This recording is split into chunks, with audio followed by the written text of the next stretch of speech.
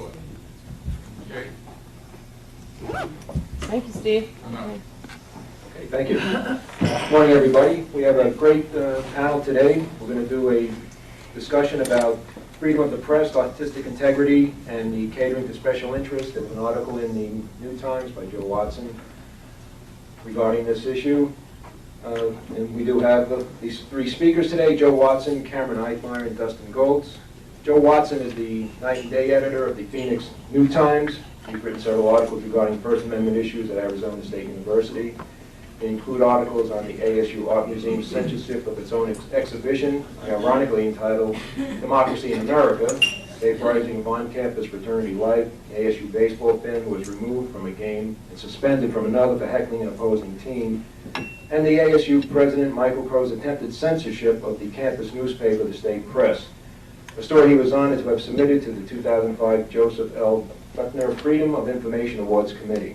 Mr. Watson attended ASU's Walter Cronkite School of Journalism and has written for the national magazines and regional newspapers before joining the New Times staff in 2004. We also have Cameron Eichmeyer, who is the editor of the Arizona State University newspaper, State Press. He came under fire from ASU President Michael Crow for running a photo of Pierce Nipple on the cover of the newspaper's weekly magazine. And finally, we have Dustin Goltz, PhD candidate at ASU's U Downs School of Communication. His one-man autobiographical play, Banging the Bishop, a latter-day prophecy about coming to terms with his homosexuality and his brief stint as a member of the Mormon Church, was scheduled to open at the ASU Empty Space Theater. However, it was shut down by the university before it ever opened. So this is going to be an exciting panel. We'll have each of the members of the panel give us a brief dissertation about what they want to say on the discussion. So please hold your questions until they're all completed, and then we'll open it up to the floor for a question and answer time. So without further ado, if the three gentlemen would like to join us up here, and we'll get started. Give me one more chance.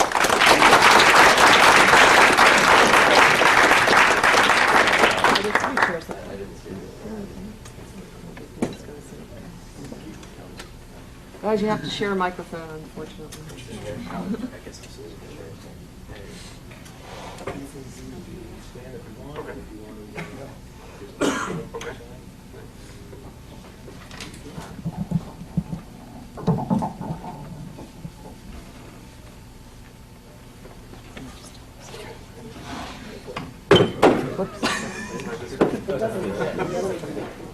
Oh, okay.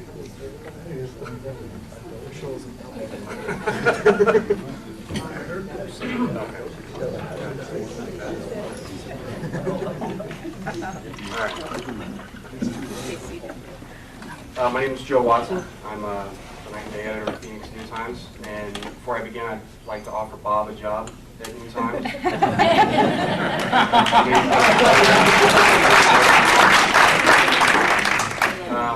Also, of course, I'd like to thank the Humanist Society of Greater Phoenix for having us. Of course, Cameron and Dustin, I was just a reporter on this. They're the people who actually stood up and did something. I'd also like to thank all of you for being here, and especially Dr. Joe Rusomano from Arizona State University. He's in the back corner there. He is the Director of Graduate Studies for the Walter Cronkite School of Journalism, and he's also a First Amendment expert. And I asked him here today specifically for our Q&A session, because I don't think any of the three of us are actually First Amendment experts. But with that said, when I was first asked to come here today, I had some reservations beforehand because, us journalists aren't supposed to take a stand, so to speak. And but then I kind of took on the philosophy that, well, since you're all philosophical folks here, you should appreciate this. I can't think of who it was that came up with this philosophy, but it's pretty simple. It's what the hell. I figured I'd do this and share with you my feelings on what's happening at ASU, and specifically how I came upon this particular story. Since the story's come out, I don't know how many of you got a copy of the story, but I brought a few copies here for you. Since that story came out, I got a lot of great response, and I also got a lot of people questioning my motives in writing the story, asking me if I had some sort of vendetta against Arizona State University or against Michael Crow. As Vito had mentioned in my bio, I've written several stories about freedom of speech issues, freedom of expression issues at Arizona State University. This wasn't the only one. This was kind of the culmination of about a year and a half of reporting on these types of issues at ASU. You know, plainly put, no, I have no vendetta against Michael Crow or Arizona State. I was never exactly on the dean's list at ASU, but I certainly don't have a vendetta. You know, briefly, I'll tell you about an experience I had, for instance, when I was in high school. I went to Kingman High School, Northwest Arizona, and we had kind of a spring fling event in high school where everybody competes and raises money for various clubs. And I had performed in a couple of plays. This was my senior year of high school. And so the drama kids, the drama geeks as we call them, asked me to join their club that day and run some obstacle courses. No offense on the drama geek thing. And so of course I decided why not. I was dressed nice that day. I don't remember exactly what happened. I had some nice shoes on, so I took off my nice shoes, decided to run this obstacle course. About three steps into the obstacle course race, I felt a sharp pain on the bottom of my foot. But I kept running, got into a potato sack, hopped around in that for a little while, ran through some tires, and hobbled across the finish line, fell on the ground and grabbed my foot. Realized there was a lot of blood on my foot. I had stepped on a tent stake about three steps into this obstacle course. Don't know why the tent stake was out there in the first place, but anyway, I blamed myself for stepping on a tent stake and continuing to run. What happened afterward, my overly litigious mother, bless her heart, decided to take action against the high school. And didn't turn out very well for me, I guess you could say. You know, the next semester I was chastised by teachers. Both my English and Spanish teacher confronted me before I even walked into class. I had kind of a bilingual browbeating there. I was even prevented from going to my senior homecoming because they couldn't ensure that I wouldn't get hurt at homecoming. But I still, you know, to this day, have a lot of fond memories about high school. I never had a vendetta against them. That said, there will be a book coming out on Kingman, Arizona.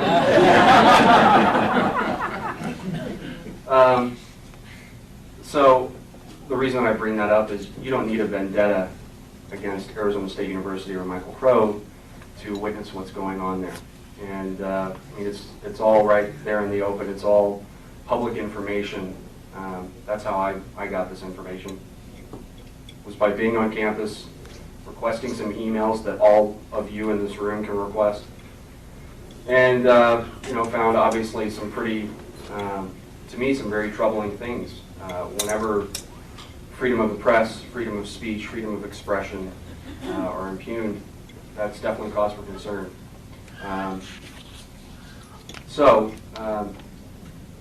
You know, Michael Crow came to ASU in July of 2002, and at the time, tuition was just under $1,300 a semester. And now, here in spring of 2005, tuition has increased more than 150%, with another increase, I believe, scheduled for next fall. Kids are paying a little over $2,000 a semester.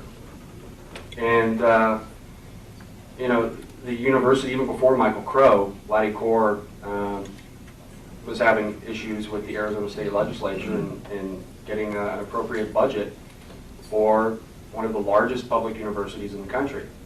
It's never been an easy road for our ASU public officials and the state legislature.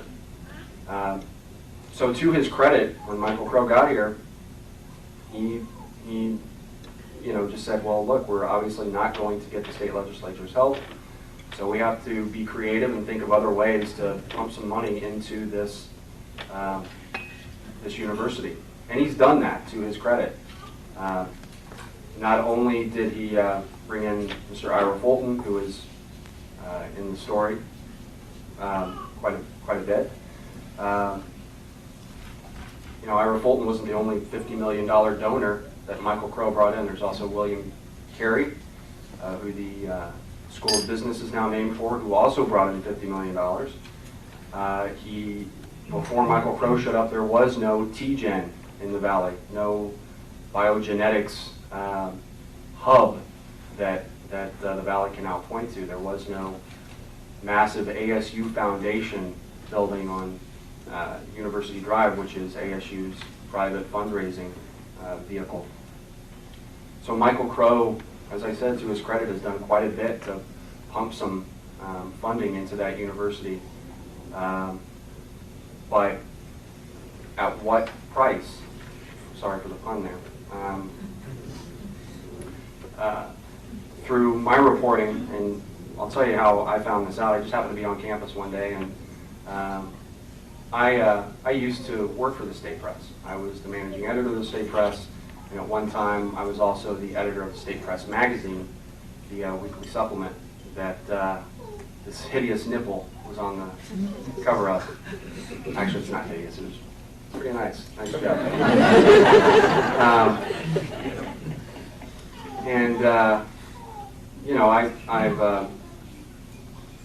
I've been friends with Cameron now for about 4 or 5 years. It seems like maybe. Yeah, a couple months. I decided to stop by there and pay a visit to him. This was, just after the presidential debate, and I had seen the fantastic coverage that the State Press provided. I think it was better coverage than the Republic, which really isn't that difficult to do. Better coverage than the Tribune. The State Press, as it should have been, considering that it was their backyard, provided the best coverage of the presidential debate that I'd seen. So I decided to stop by there and congratulate the staff. And Cameron wasn't in the mood to hear any congratulations at that point. And he proceeded to tell me that just a half hour before, he had quite a meeting with some ASU administration officials. Once I had heard that Juan Gonzalez, the vice president of student affairs at ASU, by the way, I did invite Dr. Crow, Mr. Gonzalez, and a couple other administrative officials here today. I don't think they're here. They are, if you want to say hi. That was very troubling to me personally because he was attacking freedom of the press. But again, that's not why I got into this story. I think people ask me why I'm cynical, and that's not what it is. It's skepticism. When somebody gives $50 million to the university, you have to ask why. And so I did. And in doing so, I decided I'd request some emails. And I ended up getting back about 400 pages of emails just on this particular subject of the censorship, the attempted censorship of the State Press. This follows very bizarre censorship of the ASU Art Museum's own exhibit, which ran in conjunction with the presidential debate, Democracy in America.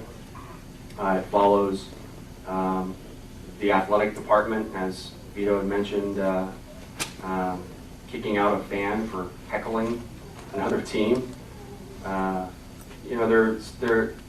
What I find so troubling is that this is a public university, a university that is supposed to be about the free exchange of thoughts, and it seems at every corner there seems to be some attempt to stifle that. But no you know, even beyond what has happened here with Cameron and with Dusty, what was most troubling to me in the past year alone at ASU was the situation with Chicano Studies professor, John Leaños. Has anybody heard about John Leaños, aside from people who are connected with ASU? Professor Leaños created an art exhibit regarding Pat Tillman. And he basically used Pat Tillman's Green Beret photo. And on this poster, let me read exactly what he had put next to this image of Pat Tillman. "Remember me? I was killed by my own Army Ranger platoon in Afghanistan on April 22nd, 2004. I think that's pretty obvious. That's fact. That's what happened. I'm a hero to many of you. True. My death was tragic. Certainly true. My story was, or my glory was short-lived. Flawed perceptions of myself, my country, and the war on terror resulted in the disastrous end of my life. Not one bit of that is untrue. Professor Leaños had these posters shown around downtown Phoenix and on the main campus of ASU here in Tempe. What ensued was Michael Crow made a comment that he found the words offensive and insensitive to the Tillman family. Of course, he didn't quote the Tillman family directly. The university then investigated the exhibit. Not really sure why they decided to investigate this exhibit fact, what their investigation found, but it's clear that as a result of John Leaños bringing up the question of, I think as he put it, ASU's branding of Pat Tillman for its own marketability, that certainly ruffled some feathers. And you know, that I think is what brings us here today into this this culmination of events, is that Michael Crow is very concerned about ASU's image, not with just Cameron and the state press, or not just Dusty and his play, not just Professor Leaños and his exhibit, not just the Democracy in America exhibit at ASU. I think in a way, everything has to be just perfect, because Michael Crow is hell-bent on making sure that he is credited, I think, with changing around the image of ASU from that of a party school to the new American university. So, with that said, I'm going to turn it over to Cameron here and have him talk a little bit about the state press and about his situation specifically.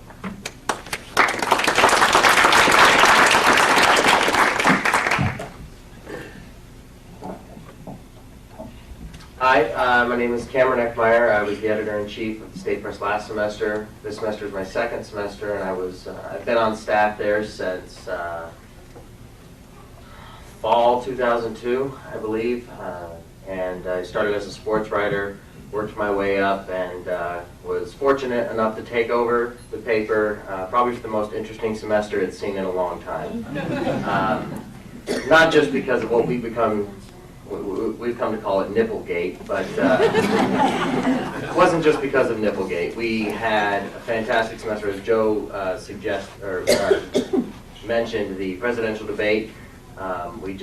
We had special sections coming out on that. We had great coverage of the election. So last semester was just awesome. We kind of have a letdown this semester in that there isn't these, huge news events happening on campus, but I feel real fortunate to be in charge of the paper in such a great time. Joe's pretty much covered how this story came about. He's been following it for a long time, and I know I saw him on campus prior to him coming into my office that night, prior to that meeting, prior to even the October 7th issue of the paper. And I apologize, I wasn't able to bring an actual copy of the paper from that day that the story ran, simply because they've been raided from our archives. People are too interested in them. Not in a bad way. They haven't stolen them, but interested parties had said, can I get a copy of that? And usually we're fine, we hand them out. And I think our front desk staff was a little bit too liberal in that, and they handed all but, I think, 2 copies. So we're kind of trying to hold on to that one. Nobody cares about the story anyway. You got a copy. Yeah, you got a copy of the picture. Yeah, The nipples and what I gave you. That's all anybody cares about. Yeah. So, so I knew Joe was following a story, and I'd see him on campus. How's it going? Oh, you know, just following a story here, following a story there. And what I can provide to this panel here is what happened prior to that, prior to Joe coming into my office, because that's pretty much what happened. Joe came in, he's holding a copy of that day's paper, which was, in my opinion, the best day press I've ever seen. And he says, great job. And I don't know what look was on my face, but his face immediately dropped. He's like, what's going on? And I said, shut the door. And I mean, I cannot remember being so mad. Juan Gonzalez came down, they called a meeting, and Juan Gonzalez and Sally Ramage, who's also an administrator with Student Affairs, came down to our conference room and had a meeting with myself, Megan Irwin, who was the State Press Magazine editor, and Kristen Gilder, who is our advisor.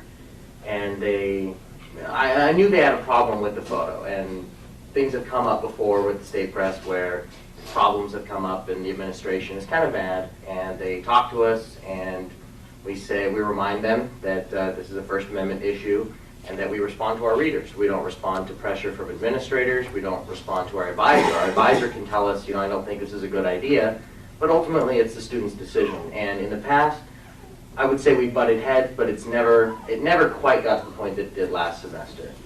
And there came a point, Mr. Gonzalez kept dancing around the issue. He kept saying Michael Crow is not afraid of fear, was one of his phrases, which he later denied.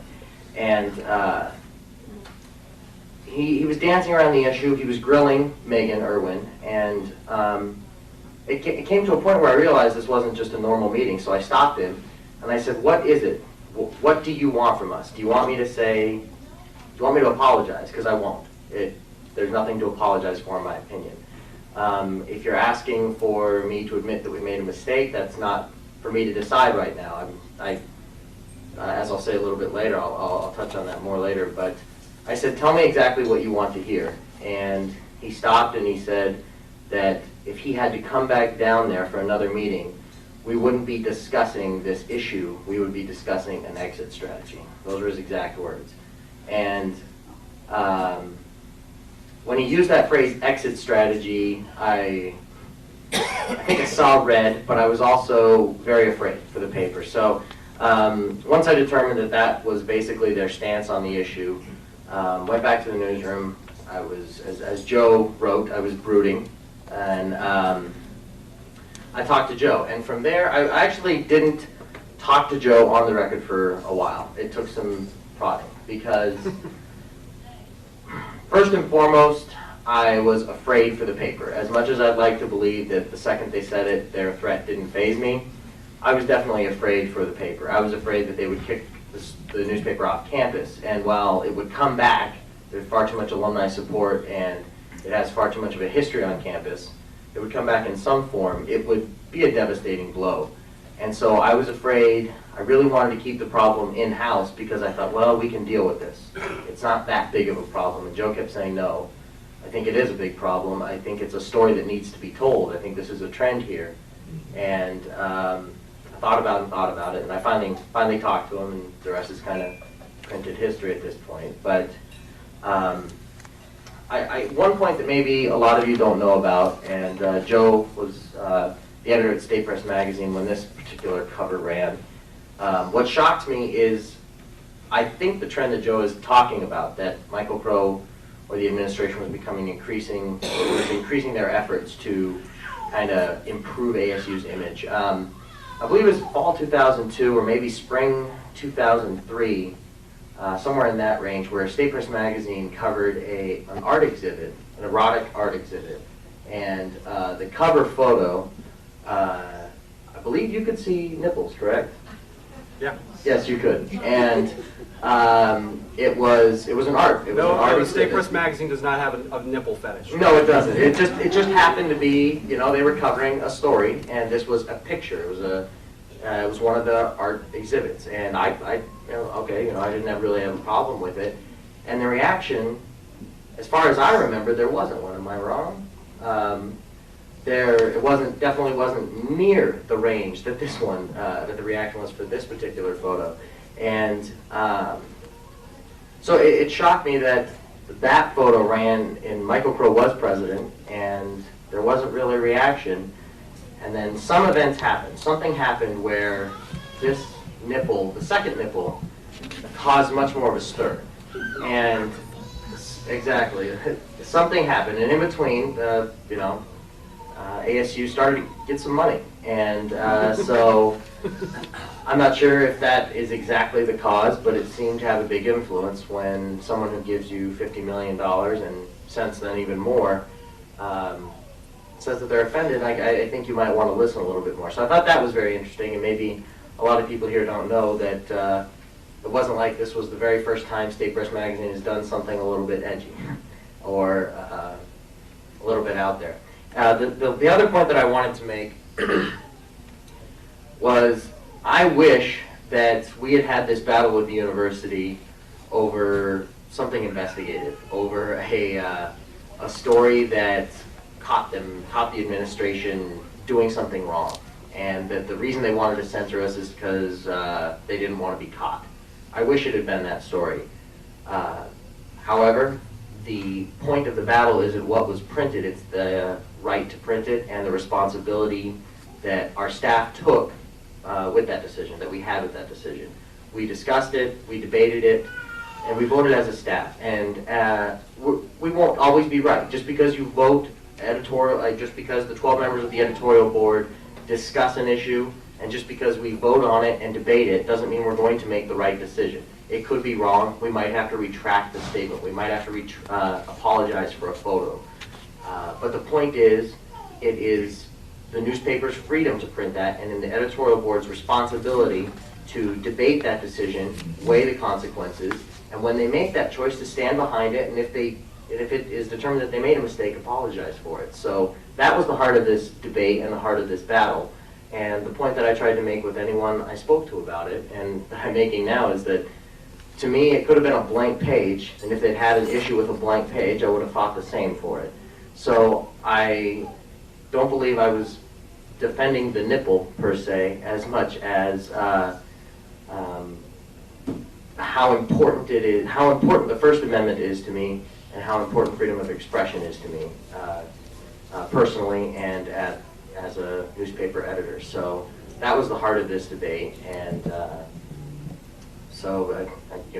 the second nipple around, we got into a little bit of heat, and who knows what happens when the third one runs. But on that note, I'll turn it over to Dusty.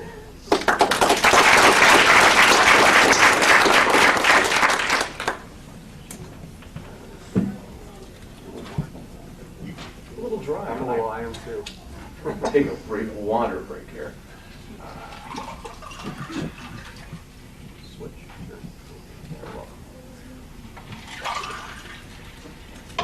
Okay. My name is Dustin Goltz. I'm a PhD student at Arizona State University in the Department of Communication. While I am the playwright of the performance that was in question, it is actually in the area of performance studies, not theater, which has been some of the confusion in terms of where this is coming from, which is one of the elements that complicates this. Unfortunately, with this situation, I can't provide a clear-cut explanation of what happened, because at this point, and this has a lot to do with the way that power is working within the university, I don't know. What I can do is give you a brief outline of what specifically happened with the show, some of the areas that complicate the discussion, and basically what's happened since. So, the show that we were looking to put up in October of last year is called Banging the Bishop Latter-day Prophecy. It's a one-man show. It's an autobiographical story of my life. I am a gay man who was raised Jewish, who was baptized into the Mormon Church, and was at the Mission Training Center 2 years later, where I chose to leave my mission. This is a part of the show. This is not the entirety of the show. In October of last year, we sent out some publicity, and actually, that'd be great. we sent out some publicity. These flyers are from past show, so you can take a look at it. Most of this discussion is surrounding the publicity in and of itself. The publicity went out for the particular show, and within about a day, there were already serious complaints that were being placed at the administration for the UDON School of Human Communication. The director of the show met immediately with one of the people who was issued the complaints that they were acquaintances. The questions were, one, the title. It's called Banging the Bishop, Latter-day Prophecy. The interpretation of this title was, in fact, that it was inciting hate or violence or some type of attack upon Mormon bishops particularly. The title is actually a euphemism for masturbation. And that has been an ongoing discussion that we continually have. How many people have heard that expression out of curiosity? Fantastic. Great. Good to hear. People think I made that up. I wish I did. I'm not that clever. So, other questions were about my right to speak about the Mormon Church. The violation of the sacred. Am I directly attacking the Mormon Church? As well as the issue of nudity, which is specified on the particular flyer, which was done as a precautionary warning. So the events that happened after this point, the first major complaint, the director clarified all of these problems and stated this is not the intention of the show, that is not the meaning of the title, and all of these issues were addressed rather clearly. However, a letter appeared the next day that went to the administration that clearly rang that this is a story of hatred, that ASU should not condone this. You need to be respectful of the Latter-day community. It's a violation of things we hold sacred. What is the importance of one man's experience, and why is the university supporting this? Following this, there was a series of discussions, but within a matter of 2 days, the show was indefinitely postponed. How this decision got made is something that several months later, we're not entirely sure, although it was immediately postponed through the departmental heads of my immediate department. However, as much as the discussion involved performance studies faculty, it involved the administration of the college itself, the dean, the provost, and at that point, the chain of where this discussion led is uncertain. Joe did some investigation trying to figure out exactly where this discussion led to, but at that point, that information is still not known. So, after the show was postponed, what was very interesting was there was a massive shift in the rhetoric involving the situation. My framing of the story is very different from an LDS framing of the story. The LDS framing of the story is that I, in fact, went out to attack the LDS Church.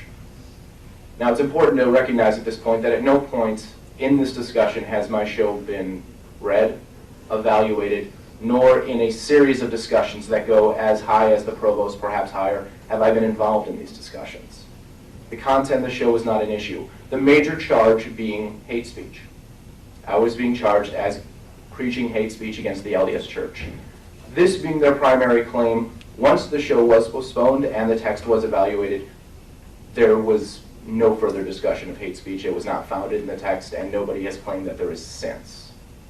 So, with this going on, how the show got canceled. Although it was canceled by the immediate performance studies faculty, it has been quoted by one of the faculty members that they were told very specifically they must postpone or cancel the show or face the consequences. What those consequences are has yet to be determined. Who would actually penalize them? It is uncertain what that was. However, it's been fairly well accepted that there was a climate of fear that existed around the cancellation of the show. So, what had happened, or what does this mean? One of the major situations that came into it is all technicality. My department shifted from another department last year. Different policies, the policy of how the show was promoted came into question. However, every show prior was never questioned, and the policies that it apparently violated weren't actually explicitly stated. The discussion of free speech. This discussion doesn't necessarily work in this situation for a couple of reasons. I'm in an academic department, a department that struggles with legitimacy because it's performance studies, and it's within communication. And so, given where the situation is at, I'm in an academic degree. And artistic freedom, the argument is this is scholarship. This is not art. This is not freedom of expression. This is about the furthering of ideas. At this point, my scholarship became into question. academic freedom.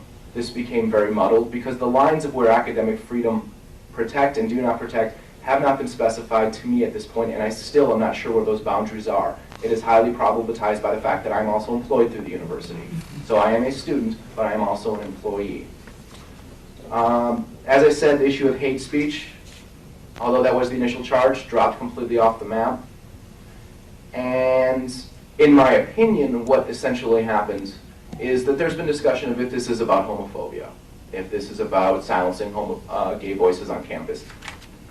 I think it's a part of it, but truly, in my opinion, and this is my opinion, and like I said, I have no way of backing this up, it has to do with how and who gets to speak about the Mormon Church. And that is a discourse that is highly protected, very closely watched, and in my interpretation of the events, closely guarded and protected and potentially shut down. And we've seen this in Arizona in the past. This is not the first time this has happened. Specifically in my discussion of temple ritual, if you actually look at the flyer, the mention of the word temple rituals is actually on the flyer. And in my opinion, I think that's where this discussion has actually led to. So what's come out of this, very briefly, I chose to invite the complaints, and those people who read the letter, there was a very strong complaint letter that was very strongly worded. It's actually in Joe's article, right? By one gentleman. I invited the gentlemen who were most outspoken to come and talk to us about this. I did a short performance. I sent an invitation letting them know that the performance I'd be doing was not painting the bishop. It's a show about this. It's explaining my connection to the Mormon Church, my feelings about the Mormon Church, and engage in dialogue. This dialogue, while it was effective to put everybody in the same room, the major sentiment was, I have been attacked, I expect an apology. Nobody is actually acknowledging the fact that LDS people have been attacked through this. My argument to this still remains that if we're looking in terms of power, the power actually lies within the university itself. However, with major donations from the LDS Church going into ASU, that gives them power as well. I don't understand how my personal oppression of one singular show is discriminatory, or how I could be viewed as the person who is, in fact, preaching hate speech, when what I was going to say has never been said, and I have no power in the situation. But this rhetoric and this appropriation of this idea of I am the oppressor has consisted, as well as been inflicted upon the director of the show, Jennifer, of why are you doing this to us? Completely disguising much oppression for homosexuality within the Mormon Church for many, many years. But that's a totally different topic. So, in conclusion, where this has led, the discussion has sort of hit a stalemate. Voices have been heard. We at the Down School of Communication definitely think more speech is better than less speech. We're trying to facilitate this dialogue further. The show is scheduled to be restaged in April. At this point, we have no reason to think that there will be a problem. However, we are not completely naive. But it is set up for the 8th, 9th, and 10th of April. There's been minor alterations to the publicity in order to not, what we originally thought was being fair in terms of warning people what the show was about, we have now cut back on this because we've been charged with trying to be provocative. So that's about the extent of my situation or what I have to offer. So I think I'll end there.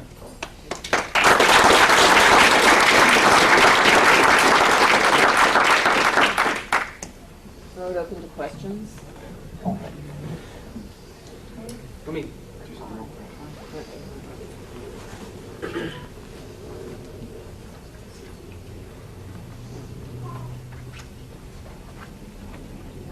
You can just, you know, Okay. you can take that out of the stand and pass it around as you need to. This gentleman right here. I am kind of wondering about this free speech issue in its entirety. There's a couple of questions I have and a point. The Reason Magazine last month had a little paragraph in it about the incident of the breast exposure during the Super Bowl. And it said that the complaints to the FCC, 99.8% of those complaints came from one group, and that was a group that was called something like Parents for Broadcast Indecency or something like that. Second thing is I saw on television, apparently they were concerned about traumatizing the children and this kind of thing. I saw an ad for a film called Saw. I don't know if you've seen that, but it was, to me, it was pretty horrifying. And I would think that The ad or would the be far movie? more traumatizing to young people, or children seeing that. There were no nipples involved. So. Yes, of course. But, where are these people, when it comes to something like that? What's their thinking? It doesn't make sense to me. However, when you talk about free speech, are there no times or issues that, or statements that could be considered something that we really should try and control? For the good of the community, and if so, who would make that decision, and how would it come about? If the majority of complaints on a certain issue can come from a very small group, and that seems to hold sway over the rest of this. It seems like something needs to be done or looked at here. I can't really.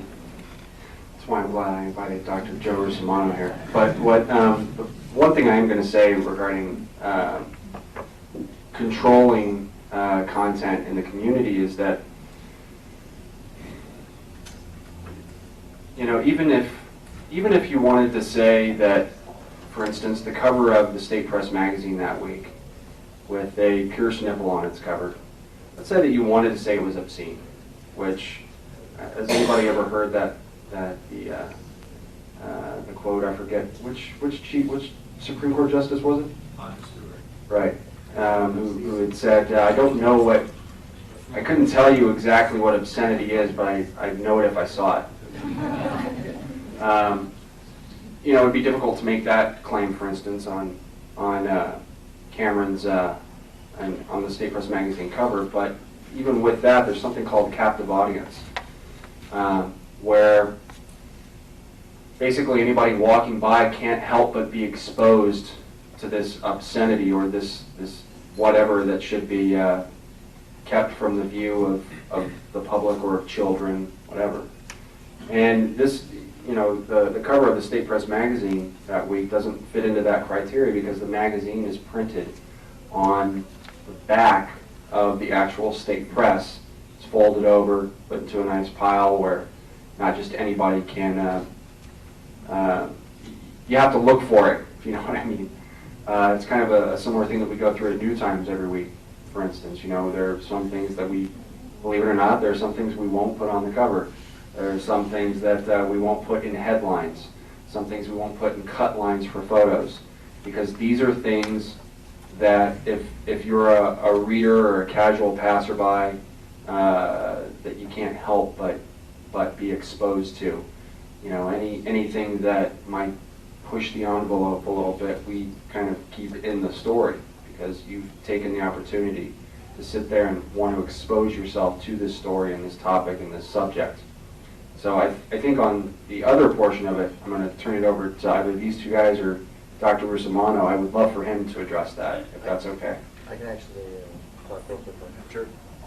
On the issue of a small group of people, or an organization of people voicing their opinion and kind of overwhelming a situation, we had something earlier this semester. The paper just started, had a string of stories involving sex.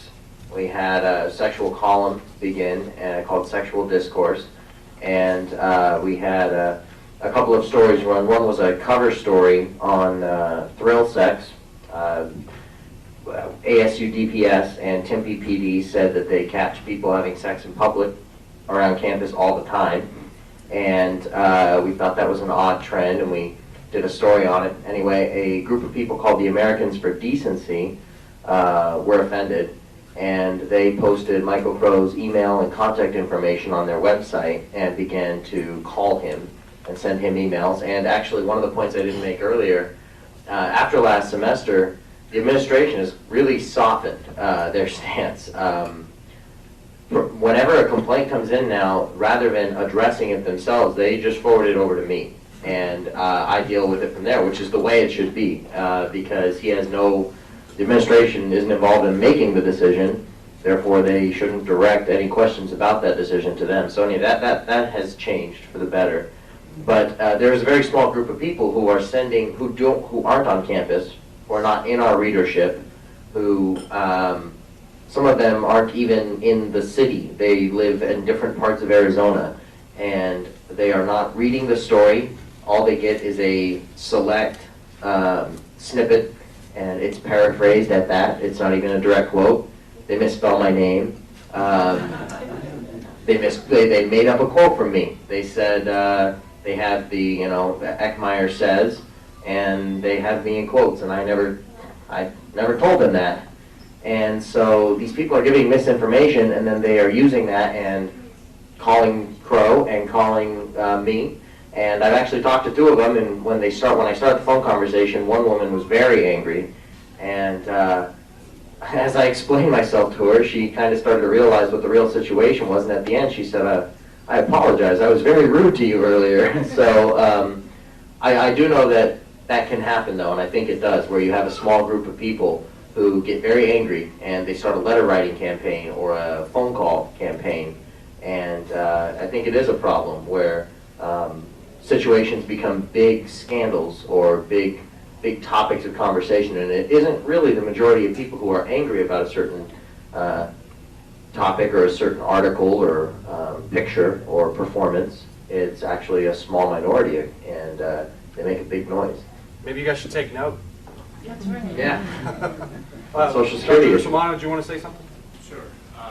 I am the aforementioned professor that Joe asked to come by here, and thanks for asking me, Joe. And I want to applaud the courageous stand that all three initiators of it. So my hats off to all of you. I've got a page full of notes I've taken as each of you spoke, so I'm not sure where to begin, but maybe to address the one question about the Janet Jackson thing and so forth. One thing that's important to know is that there's a different First Amendment standard in broadcasting than there is in the print medium. Okay, like it or not, that's the way it is, and it's a lower First Amendment standard. And And one of the things that exists in broadcasting is this concept of indecency. Okay, and that was the kind of complaint that was filed against CBS for the Janet Jackson incident, and then a lot of others followed suit, to the extent that this last fall, I guess last fall seems to be a watershed moment in a lot of our histories, doesn't it? Last fall, when the ABC television network planned to air an uninterrupted showing of Saving Private Ryan, several ABC affiliates around the country decided that they would not show it because they were afraid, because of the language, particularly in the opening segment that is in the movie, that they would be fined by the FCC. That's where these indecency complaints go to, is the Federal Communications Commission, chaired, at least for the moment, although he said he's stepping down, by Colin Powell's son, Michael. And so a lot of ABC stations decided not to show the movie at all. If that's not a chilling effect, I don't know what is. The same kind of chilling effect that, as Cameron admitted, I mean, as courageous as he is, there is no human being who can say that he or she is not affected when an administrator comes into your office and says something like, the next conversation will be about an exit strategy. I mean, as much as you want to say that's not going to affect my editorial judgment from here on, it does. You just can't help it if you're even remotely human. Not to suggest that you're anything less, and you and your colleagues. I don't want to take too much time here. This is your forum, not mine. But these are classic cases of censorship. I mean, you look up censorship in a textbook definition. When a government official tries to say what you can and can't say print, perform, that is censorship, plain and simple, and it's egregious. And as a professor at ASU, I'm embarrassed and ashamed that this is going on where I work. And you can see I'm a little emotional about it because it's very disturbing. The other, maybe just one other point for now, and that is the idea of, you know, who should be controlling this? Should anybody be controlling this? You know, are there certain things that where we do draw a line? I would like to say no, nobody should be controlling this. On the other hand, we know that the First Amendment is not absolute. There are things that, in response to certain kinds of things that we see in the media, that individuals who feel wronged in certain ways can file suit. Libel, invasion of privacy, those sorts of things. But there is also something called prior restraint, and that is it is unforgivable. It is unallowed in the view of many of us that that the government, and that's who we're talking about, some government entity, can stop what is going to be published or going to be performed prior to it getting in print or on broadcast or on stage even, okay? There are a few categories, and Joe alluded to one of them. Obscenity is one of them that you can stop ahead of time. But, as he very properly indicated, the state press magazine cover in question doesn't even come close. It's light years away from what rises to the legal definition of obscenity, okay? There's a big difference between pornography and obscenity. Not to even say that that cover was pornographic, but even if we did have to admit that, that still is not where we even begin to think that any entity can stop that before it goes into print.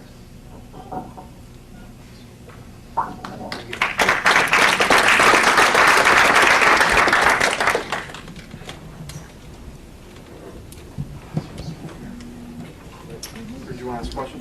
Yeah. I saw the award-winning play Angels in America at Grady Gamage Auditorium. It ran for over 2 weeks, I believe, in 2 different parts. I don't know if Michael Crow was president at that time, but considering the subject matter, you know, deals with Mormon and his gayness as well as a lot of other subjects. But is there anything in that play, you're probably aware of it, you know, that it would be considered more or less offensive than what you intend to put on? Given that, you know, nothing shows up at Grady Gamage, I would assume, without the university's permission. Angels in America is an interesting play. Being a gay Jewish Mormon, I'm very aware of it. So, I often hear about it a lot. I would say that while that is a play that is actually Mormon Church is very opposed to that production, highly opposed to. In terms of what would be in that show that is different from my show is a specific discussion of ritual. Although not as specific as I think is feared, the mere discussion of it. Although Angels in America definitely taps into some of the major belief systems of the Mormon Church. I think also the popularity of that show, with HBO now having done the production, with its Broadway run, I think it's something that's more powerful than can be stopped by. But you could use the fact that it's similar themes have already been okayed, so to speak, by the university. I agree. Well, that runs me into the problem, too, of I've yet to figure out exactly what is the offensive nature of the show. It's sort of been discussed and whittled down to, well, now it's procedure. So the content of the show still has never really been addressed. So it's a good question, but it is a good argument. Yes, ma'am. I'd like to say 2 things. One, that affects us is I'm a motorcyclist, and my husband and I have gone to Sturgis, South Dakota 4 or 5 times now. And if any of you knew anything about it, bikers are very free and fun-loving and free thinkers. And so in Sturgis, they have hundreds of thousands of bikers. And they have all these venues set up, and they have everything from obscene bumper stickers to obscene pins to you name it. I mean, they really Came emails from the school. How did you go about, is that a freedom of information? Yes, ma'am. Yeah, it's public. Can an average citizen do that, or do you have to be connected with a paper? Reporters are average citizens. Yeah, we're just members of the public. And of course, I mean, let's not be naive. Because of the fact that I do work for a newspaper, it either extremely expedites the process or can actually push it back quite a bit. Makes it impossible. But did you file a complaint with the? Well, it wasn't a complaint, it's just a public records request, and I cite Arizona Revised Statute. I don't know. You can look it up on, yeah, the Arizona Legislature site. You type in public records, and there'll the actual statute. And then you specifically asked for specific correspondence? Yeah, actually, right, yeah, it's not, right, exactly. It's not just emails, it's any public documents. That can be, yeah, of course, salaries, it can be meeting notes, which is something I requested. It can be, you know, handwritten letters to, or memos, you know, both memos that go out to the entire university and memos that go from one administrator to another. And they, because they are a public university, it's public. Exactly. Considered public. Exactly. I mean, if this were Harvard, it wouldn't have to comply. If it were, what's that? Surprisingly, I've been. Dusty asked how successful I was in gathering the information. Surprisingly, pretty successful. Just about every request that I've made of ASU for public records, they've honored, I'd say, probably 75–80% of those requests, and done it pretty efficiently. Of course, I've still yet to receive any of Michael Crow's emails. I've still yet to receive, for instance, Jennifer Lindy's emails, who is the director of Banging the Bishop, and who I know was pretty vocal in her emails about the production. You know, there are a number of emails that I didn't get that I think really would have cleared up quite a bit. The provost of the university, Milton Glick, I did not receive his emails. But Juan Gonzalez, the vice president of student affairs, his emails were pretty helpful, as you can tell from the story. But yeah, anytime that you want any access to any public record, all you have to do is file a public records request. There's nowhere on campus that you can go and just turn in a public records request without that person telling you you're going to have to take that request to the Office of General Counsel. It used to not be that way. But since, I don't know if it's coincidence or not, but since Michael Crow has become president of ASU, it's no longer that way. You can't just go to a professor and say, hey, you know, I can go ahead and go file a public records request for these, or you can just give me all the emails that you've sent out over the past month. You can't do that anymore. Everything has to go through the Office of General Counsel. Another thing about those public records that I had requested specifically for this story and other stories, but specifically this one, I started with a very broad request. It probably made it look to the university that I was just on some sort of fishing expedition. But I did that because I didn't want to give them the opportunity to eliminate emails that didn't fit my specific criteria. But of course, the longer they took, the more they forced me to narrow my request down. And so that's where we're at this point with those. I still haven't gotten all of them, but. One real quick thing, be persistent.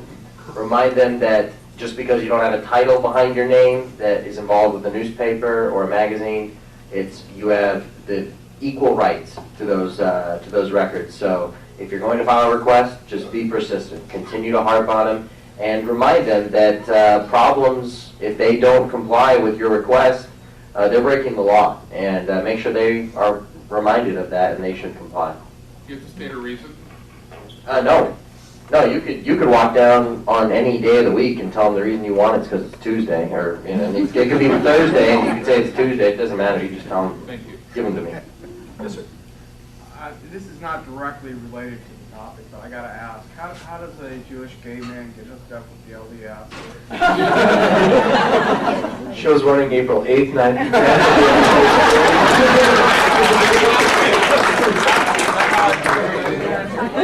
Great, thank you. Yes, sir. Yeah, incidentally, I did warn the two breastfeeding women in here that they really shouldn't be doing that. That's real corruption. But if Crow wants the image of the school to be academic, you know, why doesn't he go for teaching the undergraduates? I mean, he's got great graduate studies, he's got great research professors. There's no academics for the undergraduates, except in a few schools, 2 or 3 schools. Well, Since I'm an ASU dropout, I'm going to pass this off to these guys here.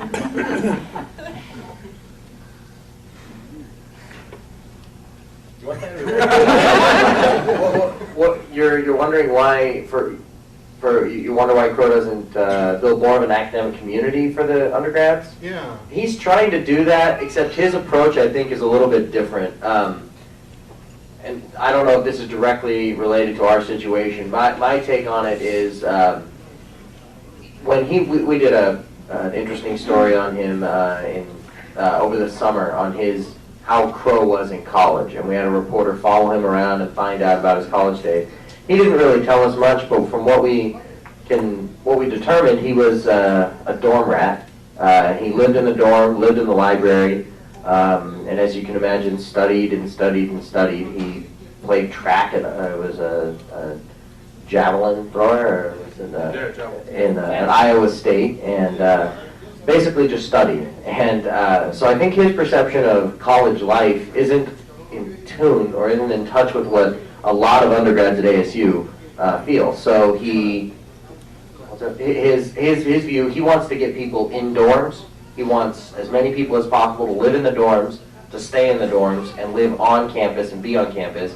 And in reality, the students want to be off campus, live in houses, have parties, and go to bars and live and be young. And so that I think that's kind of his view isn't really sticking with the students right now. His effort to try and get everyone in dorms. I think actually the direct probably response to that is my impression, and unfortunately I've never had an opportunity to sit down one-on-one with the man.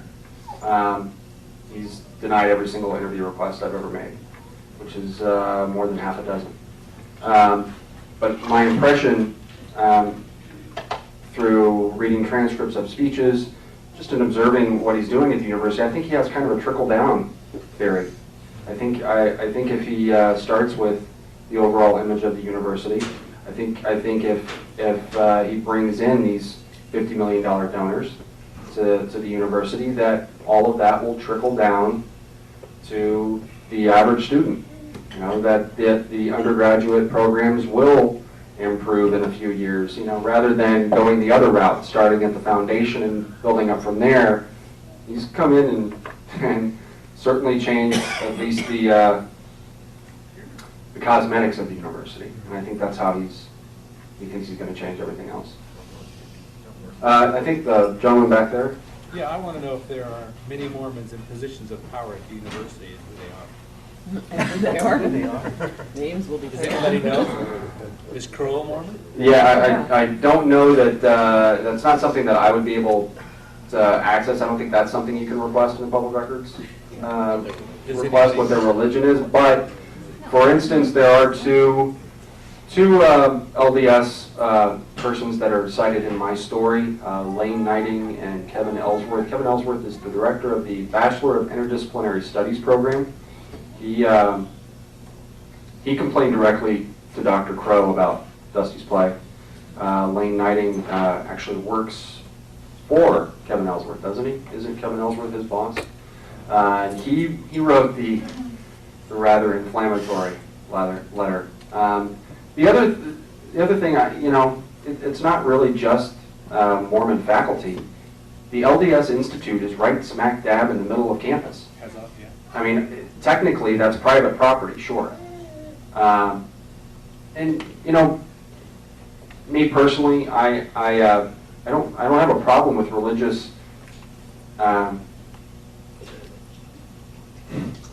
religious institutions having a place for students who practice those faiths on campus. I do, however, have a problem with the state institution itself, I guess, endorsing them, or not promoting them, vowing that they will work with faith-based organizations because they know, it just, I wish I could That's explain it the problem, further. is if you tolerate them, they just grow like a freaking Absolutely. cancer. Yeah. And I'm going to tell you how I really think it is. But yeah, that's, the problem is the actual presence of the LDS Institute right in the middle of campus, which is now being expanded. The university, as well as the church headquarters in Utah, have agreed to go through with their expansion of the Institute in the middle of campus, which will force the Child Study Lab and their playground to move to the north side of that building in favor of a 4-story parking garage for the LDS Institute. Hopefully, the playground and the Child Study Lab will be built before a replacement facility will be built before they tear down the current one, but I honestly don't see that happening. Yes, sir. Immediately after reading your article in the New Times, I sent a letter to Mr. Crow pointing out to him that my wife and I have been generous benefactors of the university, although not in the level of Mr. Fulton, and that we were very upset about the apparent pressure that was being put on him to squelch academic freedom. And I thought the letter was very mildly worded. It was not offensive, it was not accusatory, but I never got a reply from him. And I think that the lack of a reply is an admission on his part. I mean, if what I said was false, I think he would have replied and said, that's not the case. I did not act on pressure from Mr. Fulton. But the fact that he didn't reply at all to me is an admission that he did indeed act under pressure from the Mormons. Well, thanks for bringing that up. I actually, I'm certainly not afraid or shy to confront Dr. Crow on these issues and ask him about these issues and invite him, for instance, to the Humanist Society meeting. As soon as my story had posted on the New Times website, actually it posts the night before you can get it in print, I sent Dr. Crow, his Vice President of Public Affairs, Virgil Renzulli, who came with Dr. Crow from Columbia, as well as Juan Gonzalez, the Vice President of Student Affairs. I sent them all a link to the story. And told them that I would appreciate their comments. Never heard anything from them. Of course, I still never got a copy of the statement that they apparently released a few days later. Do you have any idea what that statement said? Didn't they release a statement regarding the? They didn't release it to us. We never saw it. They never denied anything to us either. But I'm sure if one of you went and approached Dr. Crow, the administration right now, and asked, I have no idea what to say, to be honest with you. Yes, sir. Just one comment first on that LDS Institute on campus. The state press many years ago, I'm sure it was long before Cameron was even a student, did a very nice investigative story going all the way back to the 50s to find out how the LDS managed to get that prime property. And there was a lot of fishy stuff going on at that time. In other words, other faiths also have similar institutes, but they're off campus. Like the Catholics have the Newman Center on the university, and the Jews have the Hillel on the mill. But my question was really about the public records law, and when you put in a public request, first of all, do you have to pay money for the copies that you get, and how much, who sets the rate? And also you said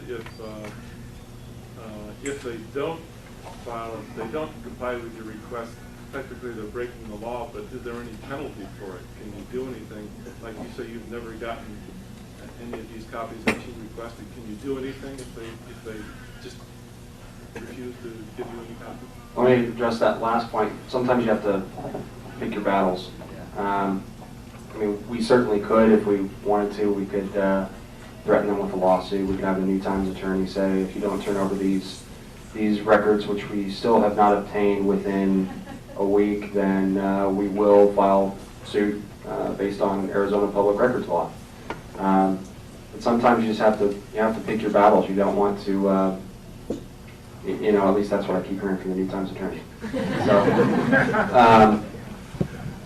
So, regarding the cost of public records, the cost of the copies are published online at the ASU Office of General Counsel website.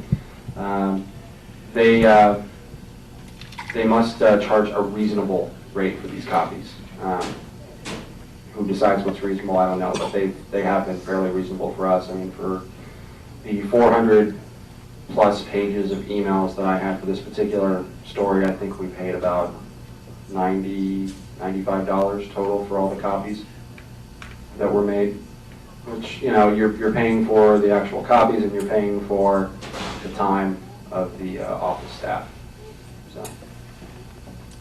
Just want to comment. I think recently I read an article about the government's policy of charging large fees now for the people who are requesting documents through the Freedom of Information Act from the federal government. I mean, in the tens of thousands of dollars, what formerly would have cost, $500 or $600.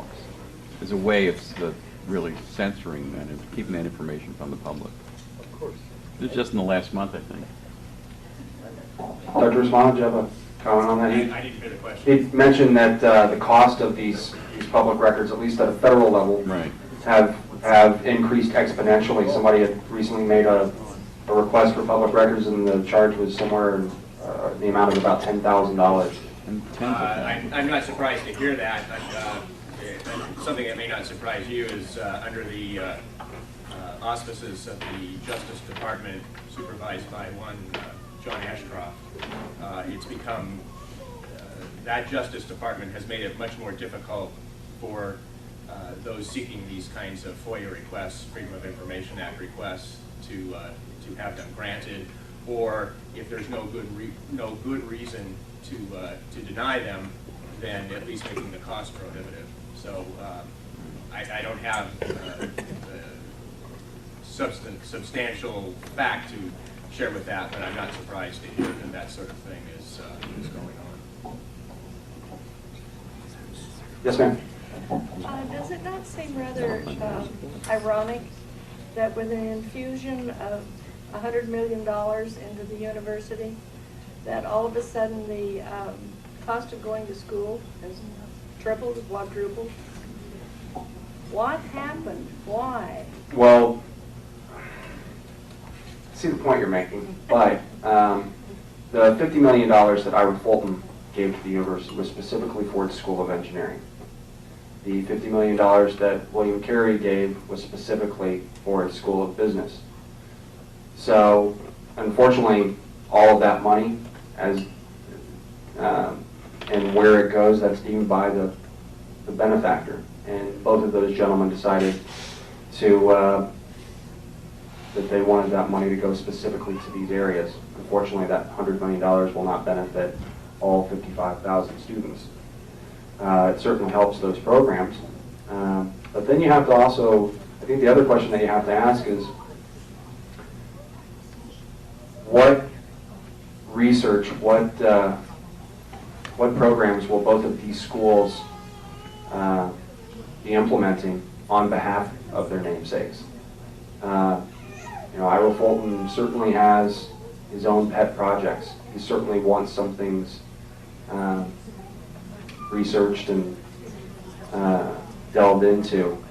Whether or not those research programs benefit all of the general public of Arizona, the people of Arizona, who knows whether or not that's going to happen. Same thing with the School of Business. Or just because we are using two private benefactors' money, does that mean that the school, at that point, the university, only serves the interests of those gentlemen who gave the money? That's the other thing. That's the thing that really concerns me. I think that when somebody gives that much money, I don't care how much it is, that there should be no strings attached whatsoever. When you're giving to a public institution, no strings attached. You give us the money, sure, we'll put it into that school, but we use it however we want.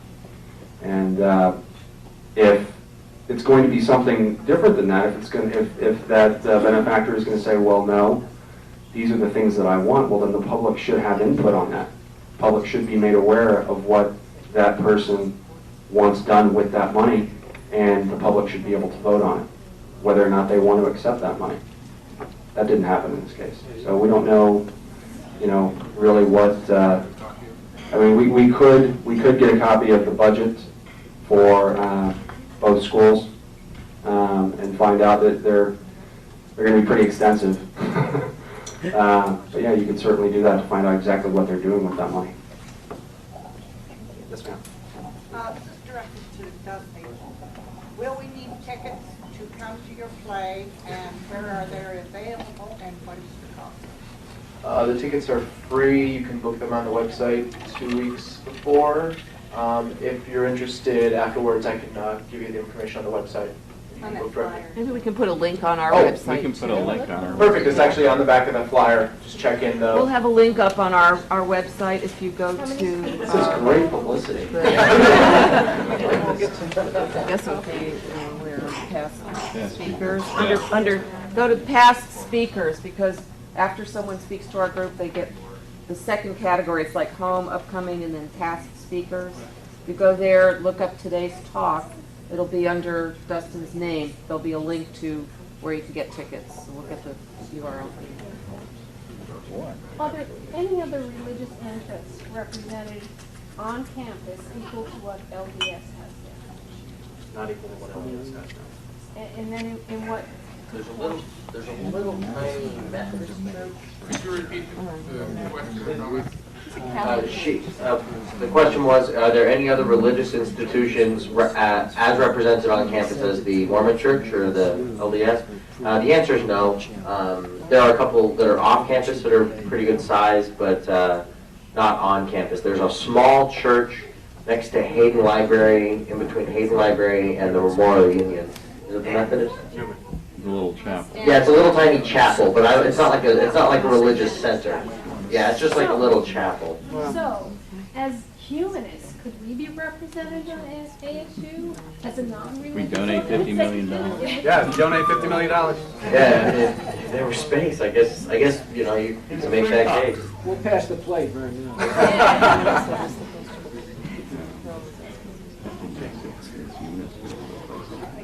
If I could, it doesn't look like there's any more questions, but I have a question for you folks. Is there, is it just us, or do all of you see a problem here?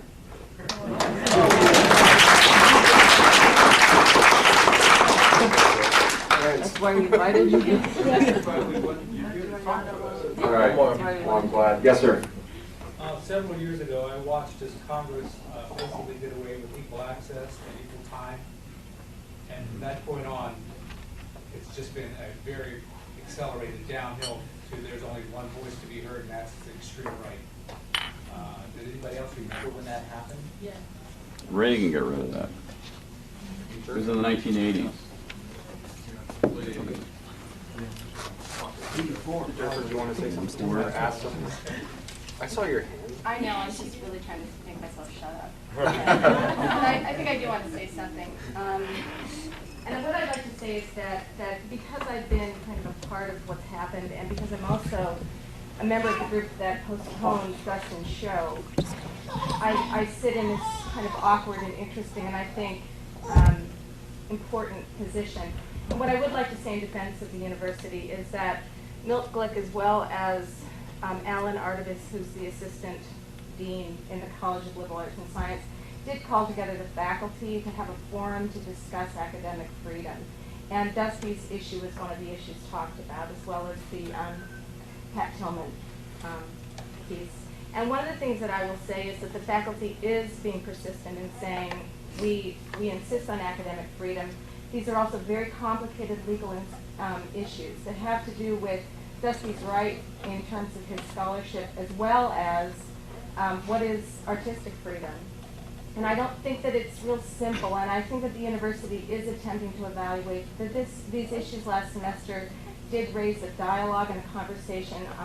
I'm also cynical, as Joe has said. He's maybe not cynical, but I am concerned that... I am cynical. Yeah. I am concerned that voices in the public come to campus and speak to Michael Crow, as well as the faculty and people like me. Certainly Joe's had access or tried to get my emails. So I think that those things are important to talk about. I also do want to say that I think the university is attempting to create their own dialogue. It's not like they're completely living in a fear culture, although there is a lot of fear around these issues because we are afraid of losing funding. We are afraid of having our small little tiny program shut down. And so I just wanted to say that. Thank you.